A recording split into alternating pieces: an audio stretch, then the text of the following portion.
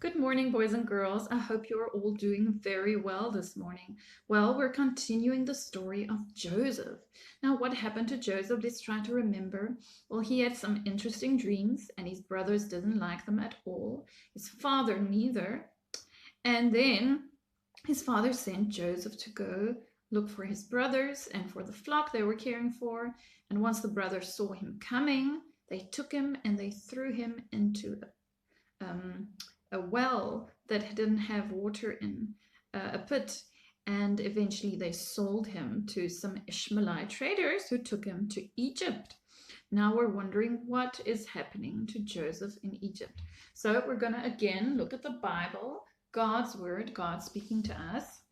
Here we go, Bible. And we're going to look at Genesis again. This time, Genesis 39, verses 1 to 20. So again, a lot of verses. So we'll have to listen very carefully. Genesis chapter 39, verses 1 to 20. And we will again read from out of the New International Reader's Version, which can be found on the YouVersion app. So boys and girls, let's listen very carefully to what happens to Joseph in Egypt. Joseph had been taken down to Egypt.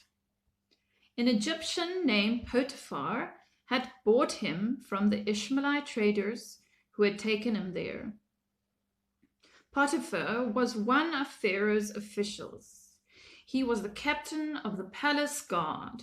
The Lord was with Joseph. He gave him great success. Joseph lived in Potiphar's house.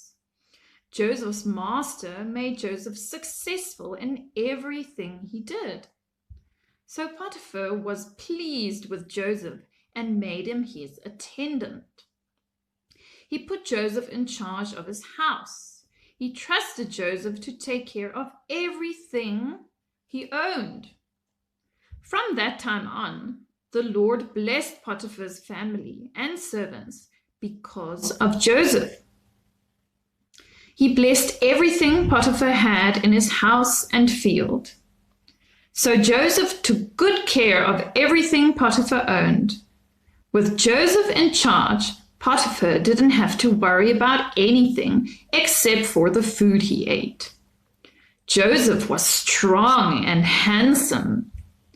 After a while, his master's wife noticed Joseph. She said to him, "Come to bed with me." But he refused. "My master has put me in charge," he told her. Now he doesn't have to worry about anything in the house. He trusts me to take care of everything he owns. No one in this house is in a higher position than I am. My master hasn't held anything back from me except you. You are his wife. So how could I do an evil thing like that? How could I sin against God? She spoke to Joseph day after day, but he told her he wouldn't go to bed with her. He didn't even want to be with her. One day, Joseph went into the house to take care of his duties. None of the family servants was inside. Potiphar's wife grabbed him by his coat. "Come to bed with me," she said. But he left his coat in her hand and he ran out of the house.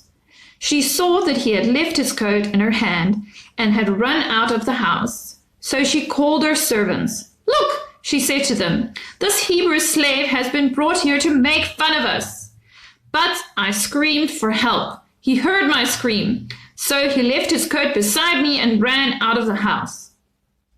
She kept Joseph's coat with her until Potiphar came home. Then she told him her story. She said, "That Hebrew slave you brought us came to me to rape me, but I screamed for help.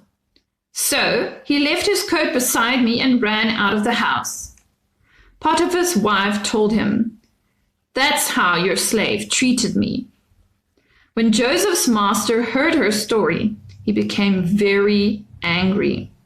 So he put Joseph in prison. It was the place where the king's prisoners were kept. Oh dear. So in the beginning of today's lesson, we hear that it's actually going quite well with Joseph in Egypt, even though he had been sold as a slave. His master has seen that he does well and has put him in charge of a lot of things, and it actually had been going quite well with him. But then Potiphar's wife had been naughty and put him in trouble, and now he ended up in prison. But still we see that God has been taking care of Joseph. Even in Egypt, even as a slave, God is taking care of Joseph. So let's look at a few questions. First question, who bought Joseph when he arrived in Egypt? Second question, how did God take care of Joseph in Egypt? Then third question, how did Joseph end up in jail? Okay, so boys and girls, we will hear next week what happens next to Joseph while he is in prison, and we will see how God is still taking care of Joseph even while he is in prison. But you'll have to come back next week to hear about that. So that's it for today, boys and girls. I will see you next week. Bye-bye.